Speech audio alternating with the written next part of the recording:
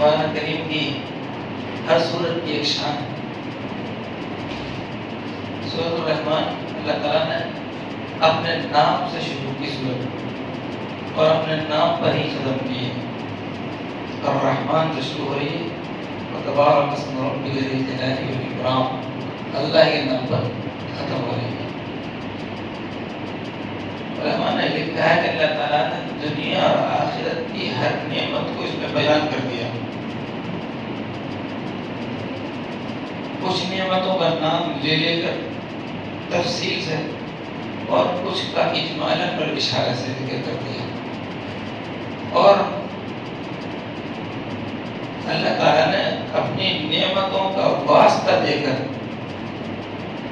انسان سے شکر گزاری کا سوال کیا ہے کہ ایسا منعم جس کے انعامات کی بارش پیدائش سے پہلے شروع ہو چکی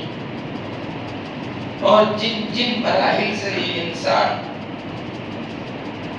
مختلف طبقے میں یہ گزرا ہے، اللہ تعالیٰ نے ہر جگہ اس کو پال کر دکھایا ہے۔ پھر جب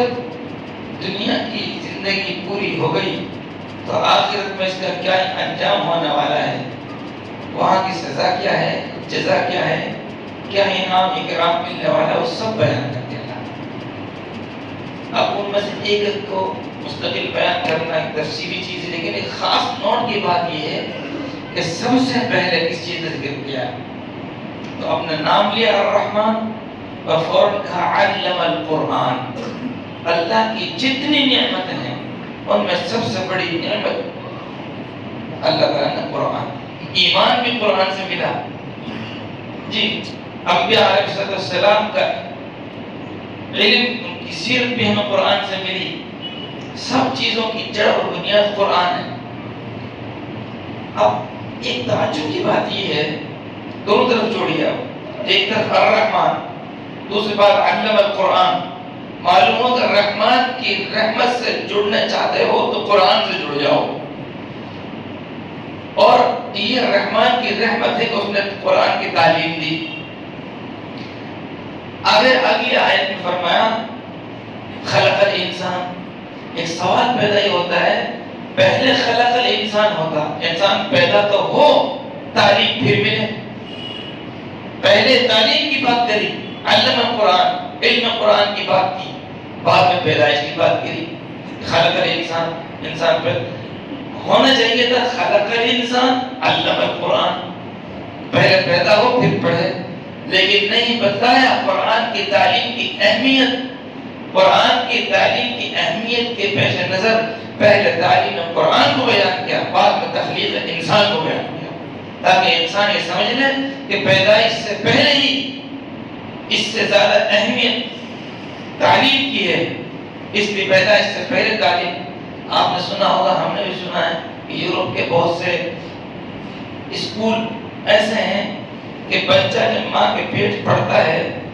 جیسے ڈاکٹر پیدائش کی تاریخ دیتا ہے، فلاں مہینے میں بچے کی پیدائش ہوگی، اس کے حساب سے اسکول میں ایڈمیشن ہو جاتا ہے کہ فلاں تاریخ کو ہمارے یہاں بچہ پیدا ہوگا یا بچی پیدا ہوگی، اتنے سال کے بعد اتنے سال کا ہو جائے گا، اس کا داخلہ چاہیے ایڈمیشن۔ آپ معلومات کریں کہ باہر بہت سے ممالک میں ان کو کہاں سے ملی یہ چیز؟ قرآن سے ملی کہ قرآن پیدائش سے پہلے تعلیم۔ ہمارا حال کیا ہے؟ 50 سال کی عمر ہو گئی، صاحب قرآن پڑھ لیا، قرآن تو نہیں پڑھا، نماز سیکھ لی، نماز تو نہیں سیکھی۔ اس لیے میرا عزیز میرے دوستو، سورہ رحمان کا درجہ اور بہت سی چیزیں ہیں، وہاں ایک چیز یہ ہے تعلیم قرآن کی اہمیت، اور تعلیم قرآن کی اہمیت کے پیش نظر اس طرح توجہ دلائی گئی کہ ہمیں بچے کی پیدائش پر جہاں اور چیزوں کی ہم تیاری کرتے ہیں، اسی طریقے سے ہمیں ان کے لیے قرآن کی تعلیم کی بھی